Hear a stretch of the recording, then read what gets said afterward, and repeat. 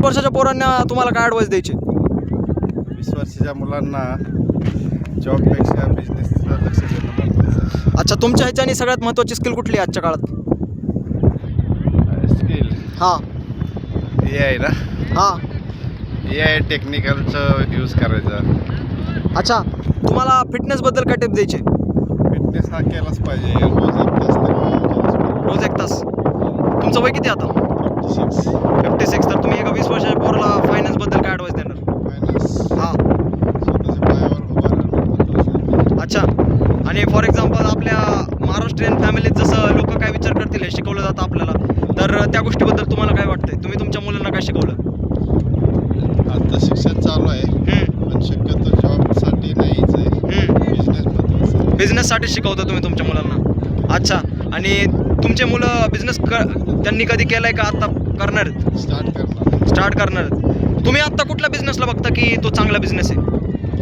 Business आता कुठला actually food line वगैरे चांगली. Food line.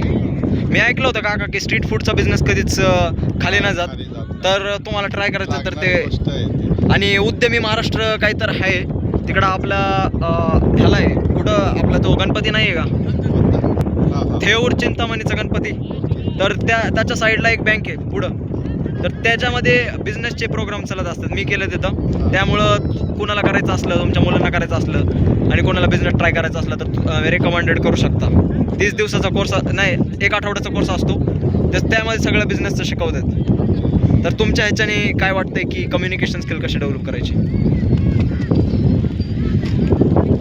टिप्स द्या आमच्यासारख्या पोरांना.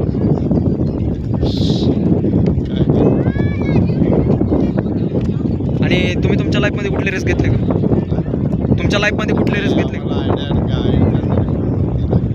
अच्छा,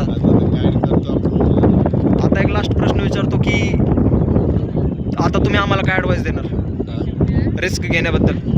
रिस्क प्रत्येक क्षेत्रामध्ये घेतली तरच बिझनेस आहे. अच्छा, चालतंय काका, धन्यवाद. टाकतो तुमचा व्हिडिओ.